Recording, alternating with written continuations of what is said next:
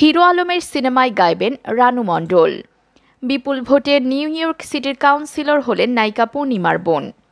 মাশরাফির সঙ্গে অপু বিশ্বাস। এবার দেখুন বিস্তারিত সংবাদ।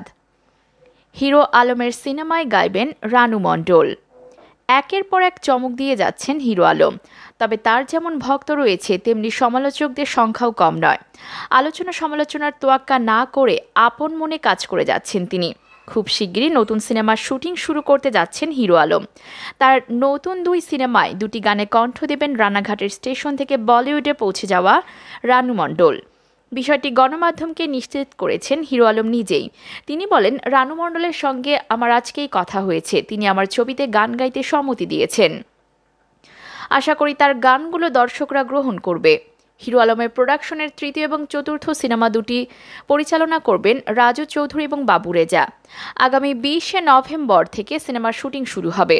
অভিনয়ের পর গানের জগতে প্রবেশ করে ধামাকা দেখিয়েছেন হিরো আলম।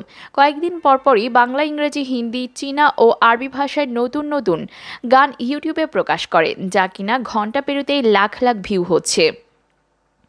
প্রসঙ্গত, হিরো আলম ও রানু মণ্ডল দুজনে সোশ্যাল মিডিয়ায় ভাইরাল হয়ে নেট নাগরিকদের নজরে এসেছেন। হিরো আলম তার নিজ গতিতে কাজ করে গেলেও রানু মণ্ডল ছিটকে পড়েছেন। বলিউডের সুযোগ পেলেও ভাগ্যের নির্মম পরিহাসে আবার সেই স্টেশনে ফিরতে হয়েছে তাকে। কাটাচ্ছেন মানবেতর জীবন। সম্প্রতি দুইজন ভাইরাল মানিকে মাগেহিতে গান গেয়ে আলোচনায় এসেছিলেন। এদিকে বিপুল ভোটে নিউ ইয়র্ক সিটির কাউন্সিলর হলেন নায়িকা পূর্ণিমার বোন।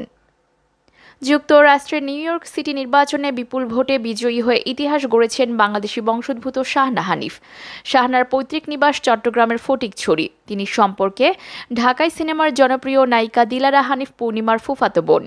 বিষয়টি জাগো নিউজকে অভিনেত্রী পূর্ণিমা নিশ্চিত করেছেন।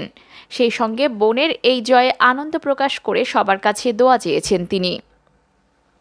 মঙ্গলবার 2রা নভেম্বর নিউ ইয়র্ক সিটিতে নির্বাচন অনুষ্ঠিত হয়। বুধবার দেয়া হয় ফল। সেখানে জানা যায় বিপুল ভোটে জিতেছেন শাহানা।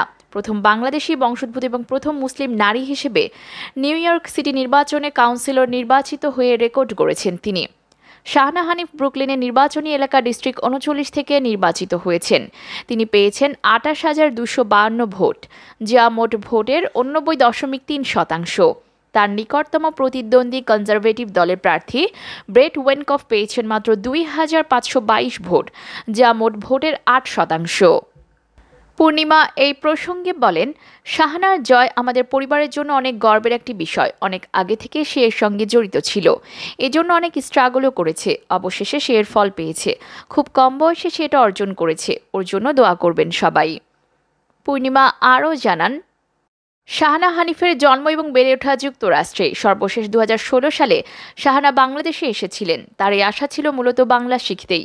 আদর্শ লিপি কিনে শিক্ষক রেখে প্রায় 8 থেকে 9 মাস ধরে তিনি বাংলা শেখেন। মূলত যুক্তরাষ্ট্রের বাঙালি কমিউনিটির সঙ্গে যোগাযোগ স্থাপন করতেই দেশে এসে এত পরিশ্রম করে বাংলা শিখে যান তিনি। এবার তারই ফল পেলেন। বাঙালিরা তাকে আপন ভেবে নিজেদের প্রতিনিধি হিসেবে নির্বাচিত করেছে। এদিকে মাশরাফির সঙ্গে অপু বিশ্বাস। জাতীয় ক্রিকেট দলের সাবেক অধিনায়ক মাশরাফি বিন মুর্তজার সঙ্গে দেখা যাবে অপু বিশ্বাসকে। ক্রিকেট নিয়ে একটি অনুষ্ঠানে অতিথি হয়ে আসবেন তারা। টি-20 বিশ্বকাপের 7ম আসর চলছে। ওমান ও সংযুক্ত আরব আমিরাতে অনুষ্ঠিত হলেও খেলাপ্রেমীদের চোখ এখন টেলিভিশনের পর্দায়। এমনকি পাড়া মহল্লায় চায়ের আড্ডায় চলছে টি-20 বিশ্বকাপ নিয়ে আলোচনা। এই আলোচনা সমালোচনা নিয়ে একটি বেসরকারি টেলিভিশন চ্যানেল আয়োজন করেছে আলটিমেট ওয়ার্ল্ড কাপ ক্রিকেট। প্রতিদিন বিকাল 3টা থেকে 4টা পর্যন্ত চলবে আলোচনা। এতে অংশ নেন জাতীয় ক্রিকেট দলের খেলোয়াড়, সংস্কৃতি অঙ্গনের মানুষ ও ক্রিকেট প্রেমীরা। একটি পর্বে থাকছে বাংলাদেশ জাতীয় ক্রিকেট দলের অধিনায়ক মাশরাফি বিন মুর্তজা ও অপু বিশ্বাস। অপু বিশ্বাস একটি গণমাধ্যমকে বলেন, আইকন, আইডল বলতে যদি কোনো খেলোয়াড়ের কথা বা ব্যক্তি মানুষের কথা বলা হয় তাহলে তিনি হলেন আমাদের মাশরাফি ভাই। নড়াইলে একবার অনুষ্ঠান করার সুযোগ হয়েছিল। অনুষ্ঠানটা তারই ছিল। ব্যক্তি মাশরাফি অসাধারণ মেধা সম্পন্ন, বুদ্ধিমান। তার পরিবারের সঙ্গেও আমার আত্মিক সম্পর্ক রয়েছে। তার সঙ্গে একটি অনুষ্ঠানে অংশ নেব। আশা করি ভালো আলোচনা হবে।